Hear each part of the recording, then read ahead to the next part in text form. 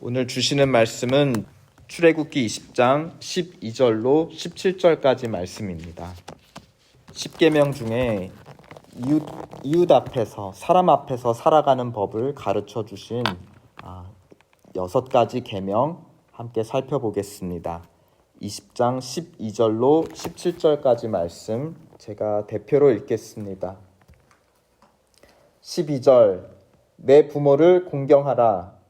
그리하면 내 하나님 여호와가 내게 준 땅에서 내 생명이 길리라. 살인하지 말라. 간음하지 말라. 도둑질하지 말라. 내 이웃에 대하여 거짓 증거하지 말라. 내 이웃의 집을 탐내지 말라. 내 이웃의 아내나 그의 남종이나 그의 여종이나 그의 소나 그의 낙이나 무릇 내 이웃의 소유를 탐내지 말라. 아멘. 지금 이스라엘은 시내산에 도착했고 여기서 1년 동안 머물 예정입니다. 일종의 훈련소였는데요. 이제 하나님을 섬겨 기쁘게 하는 법을 배워가는 그런 1년의 기간이었습니다. 하나님은 10계명, 즉 10가지 원리를 통해 하나님을 섬기는 법을 가르쳐 주셨습니다. 우리가 잘 알다시피 대략 절반은 하나님 앞에서 서는 법, 또 나머지 대략의 절반은 사람 앞에서 서는 법을 가르쳐주고 계십니다. 그런데 이 순서가 매우 중요한 영적 원리를 우리에게 가르쳐주고 있어요. 사람 앞에 바로 서서 살아가면 그 다음에 하나님 앞에 바로 설 수 있다라고 말하고 있지 않습니다. 반대로 먼저 하나님 앞에 바로 설 때에만 우리는 사람 앞에 바로 설 수 있다라는 것을 이 순서가 가르쳐주고 있습니다. 하나님은 어떠한 분이십니까? 우리 잠시 2절을 보시면 나는 너를 애굽 땅 종되었던 집에서 인도하여 낸 너의 하나님 여호와니라 하셨습니다. 즉 아브라함과 맺었던 오래된 언약을 기억하시고 신실하게 지키시는 하나님, 그 자손에게 구원의 은혜를 베푸시는 하나님이시라는 겁니다. 그러기에 하나님 앞에서 은혜를 받은 자가 바로 사람 앞에서도 그 받은 은혜를 베풀며 살 수 있다. 이것이 10계명을 하나로 일치시키는 영적 원리인 것입니다. 그 예로 보면 12절에 내 부모를 공경하라. 부모가 이제 늙고 병들어 짐이 될지라도 공경을 베푼다. 그렇죠? 은혜를 베풀며 살 수 있다라는 것입니다. 반면에 우리가 사람에게 은혜가 아닌 해를 끼치고 살고 있다. 예를 들어 13절에 이웃의 생명을 뺏고 있다. 14절에 몸을 뺏는다. 15절에 물건을 뺏는다. 16절 법정에서의 거짓 증언을 통해 법적인 명예와 또 권리를 뺏는다. 은혜로 채워주는 것이 아니라 오히려 뺏어낸다라고 한다면 반대로 그 자는 은혜의 하나님을 모르는 자다. 은혜의 하나님 앞에 서지 않는다. 하나님을 주인으로 섬기지 않는다는 증거가 될 것입니다. 그러므로 우리가 사람들 앞에 내가 어떻게 살고 있는가가 어떻게 보면 하나님 앞에 제대로 서고 있는가를 가르쳐주는 어떤 바로미터 같은 것이 될 수 있을 것입니다. 하나님 앞에 먼저 바로 서야 사람 앞에 바로 설 수 있다는 10계명의 영적 원리, 우리 잠시 오늘 각 계명별로 그 원리를 간단히 조금만 더 살펴보려고 합니다. 12절 사람이 태어나 처음 서는 인간이 있다면 그것은 부모일 것입니다. 근데 부모와 관련된 계명에서 드물게도 긍정적인 명령을 하고 있어요. 나머지는 다 말라인데요. 12절에는 공경하라라는 적극적이고 긍정적인 명령이 있습니다. 그리고 거기에 뒤따르는 축복의 약속도 있습니다. 땅에서의 장수를 약속하고 있습니다. 그런데 여기에서의 땅은 그냥 일반 땅이 아니라 가나안 땅인 것입니다. 지금 출애굽해서 가나안 땅을 향해 가고 있는 그 공동체에게 여호와가 내게 준 땅, 은혜로 준 땅, 거저 받은 땅인 것을 암시하고 있죠. 이미 그 땅 자체에서 살고 있다는 것이 하나님께서 주신 은혜이고, 이 은혜를 처음 경험한 세대가 출애굽 1세대, 바로 부모 세대들이에요. 여기서 부모들은 그 하나님의 은혜를 처음 경험한 자들이고, 그것을 자식에게 전수해 준 세대들인 것입니다. 그래서 부모의 가장 큰 의무라고 할까요? 자녀에게 계속 하나님께서 우리를 어떻게 애굽에서 건져내어 오늘 우리가 살고 있는 이 땅에 있게 하셨는지 그 은혜를 증거하는 것이 부모의 제일된 의무였습니다. 그러니까 부모를 공경한다는 것은 그들에게 은혜를 베푸셨던 하나님을 기억한다라는 의미이기도 한 것입니다. 단순히 사람을 공경하는 것이 아니라 그들 뒤에 역사하신 하나님을 인식하라라는 그 명령이 깔려 있다는 것입니다. 13절 살인하지 말라. 창세기에도 사람은 하나님의 형상이라 하였습니다. 하나님의 모든 것이 하나님의 소유이지만 사람은 특별한 하나님의 것이다라는 구별성을 강조하고 있습니다.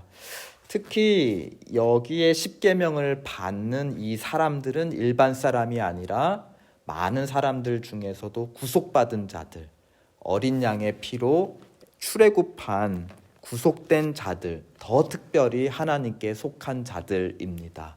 그러므로 너가 그 사람의 생명을 좌지우지할 권한이 없다. 그 권한은 누구에게만 있다라는 것입니까?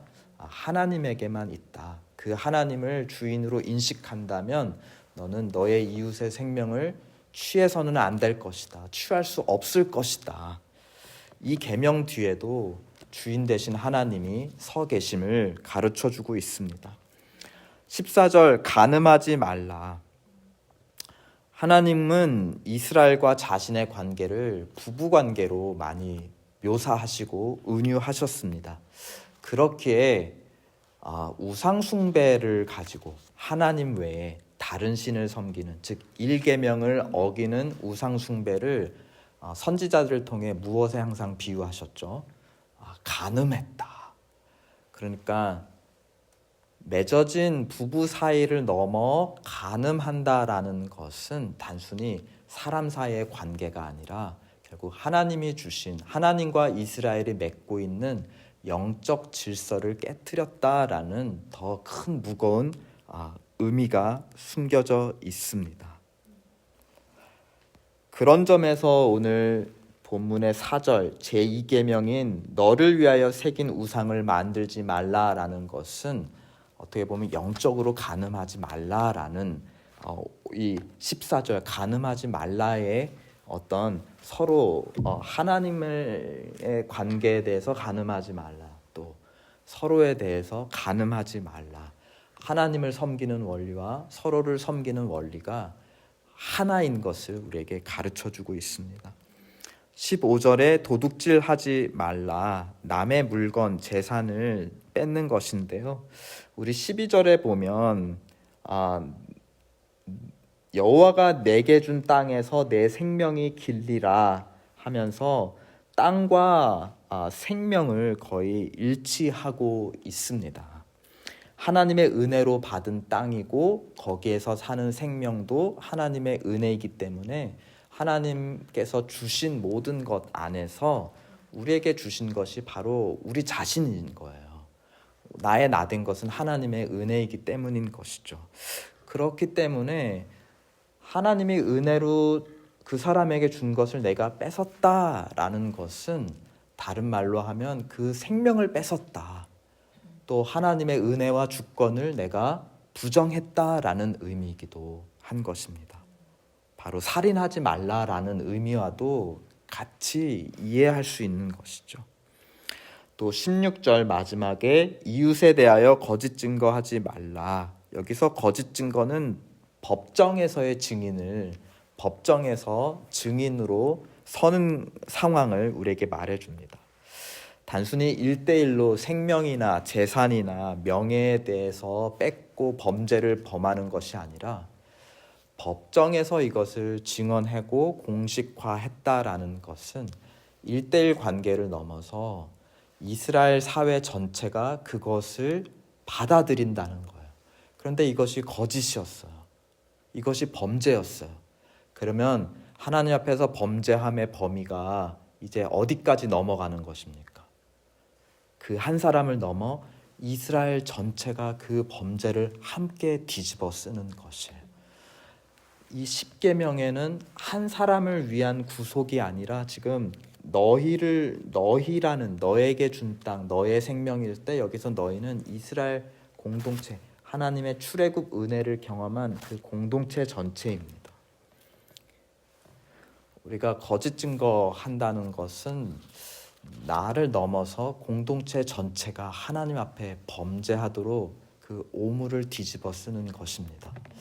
그러므로 정말 거짓 증거에 대해서는 우리가 정말 두려움을 갖고 내가 보고 듣고 경험한 것에 대해서 다른 사람에게 전달할 때 우리가 정말 조심하고 경각심을 가져야 할 것입니다. 하나님 앞에 바로 설 때야 사람 앞에서도 바로 선다는 영적 원리, 그동안 저도 주목해보지 못했는데요. 이번 준비를 하면서 마지막 10계명에 압축되어 있는 것이 아닌가. 매우 10계명이 마지막 계명이 중요하다는 것을 함께 살펴보려고 합니다. 10계명 17절 한번 다 함께 읽어보실까요? 시작. 내 이웃의 집을 탐내지 말라. 내 이웃의 아내나 그의 남종이나 그의 여종이나 그의 소나 나귀나 물은 내 이웃의 소유를 탐내지 말라. 앞에 9가지 계명은 모두 하지 말라라는 행동에 초점이 맞춰져 있어요. 마지막 제10계명은 유일하게 탐하지 말라, 행동이 아닌 무엇에 초점을 맞추고 있습니까? 마음에 초점을 맞추고 있습니다. 탐낸다라는 것은 뒤집어 보면 부족한 상태다, 채워지지 못했다, 그래서 만족치 못한다, 다른 것이 필요하다라는 상태인 것입니다. 하와가 선악과를 보았을 때의 마음의 상태, 먹음직도 하고 보암직도 하고 지혜롭게 할 만큼 탐스럽다 했을 때 같은 어휘인 것입니다. 지금 이 계명을 주시는 주인 되신 하나님이 이들을 애굽에서 이끌어내신 하나님, 광야에서 채워주신 하나님이에요. 그런데 탐낸다라는 것은 반대로 말하면 하나님께서 다 만족스럽게 채워주시지 못했다. 그러니까 누구를 향한 불만이 표현되어 있는 것입니까? 그들을 채워주시는 아버지 하나님을 향한 불만족이에요. 선악과를 따먹은 것도 하나님께서 모든 것을 알려주시지 않았구나. 그렇죠. 또 이웃의 것을 탐하는 것도 하나님께서 나에게 모든 것으로 채워주시지 않았구나. 하나님에 대한 불만족이고 그것을 채우기 위해서 스스로 행동하는 것입니다.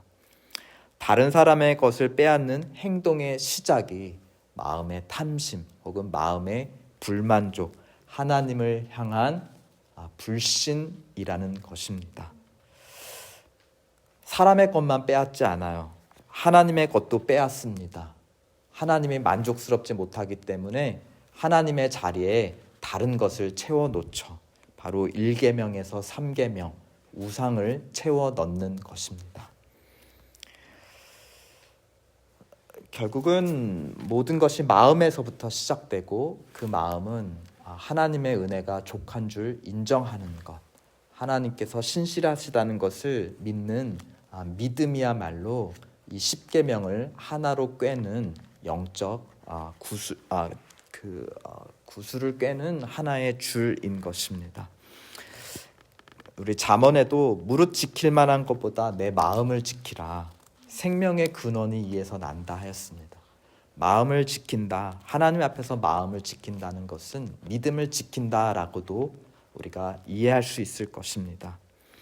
10계명의 제1계명은 시내산 앞에 강림하신 하나님 앞에 서는 법을 가르쳐 준다면, 마지막 제10계명은 우리 마음속에 강림하신 하나님, 우리 바깥에서 무슨 일들이 일어나요. 그렇죠? 우리 삶에서 많은 일들이 일어나요. 그것을 우리 마음에서 우리가 해석하고 이해하려고 하잖아요. 그리고 원인을 찾으려고 하고 해결책을 찾으려고 우리 마음은 항상 해석을 해요. 하나님은 우리 삶에서 일하세요. 우리 바깥에서 일어나는 모든 큰일 속에서 우리는 하나님이 주관하고 계신다고 인정해요. 근데 그것이 또 우리 마음속에 하나님도 인정을 해야 합니다. 하나님께서 주관하고 계신다. 이 모든 혼란과 아픔과 어려움 속에서도 하나님은 우리를 신실하게 채워주고 계신다. 그 하나님을 향한 마음을 지키는 것이 중요하다는 것입니다. 마음 밖에서 이루어져 가는 일과 마음 속에서 판단하는 이해가 하나님의 은혜로 모두 일치될 때 우리는 비로소 이 10계명이 10가지 계명이 아니라 하나의 계명, 하나님을 믿고 사랑하라는 계명인 것을 그제서야 이해할 수 있을 것입니다.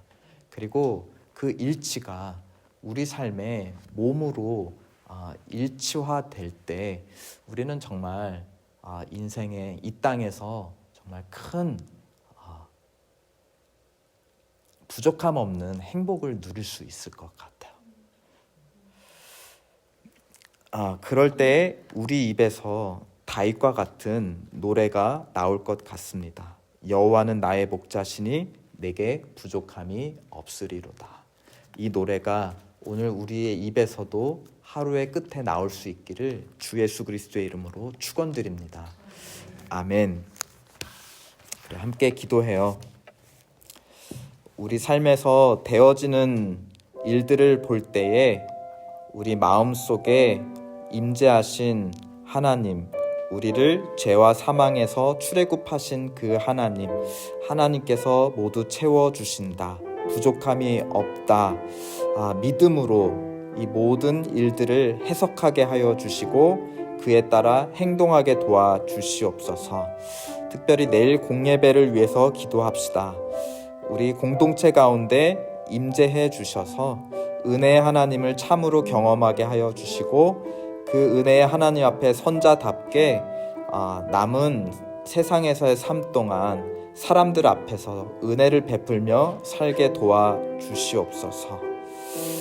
또 우리 마지막으로 다음 세대의 자녀들을 위해서 우리 기도해 주십시오. 우리 다니엘 목사님 가정이 이제 떠났습니다.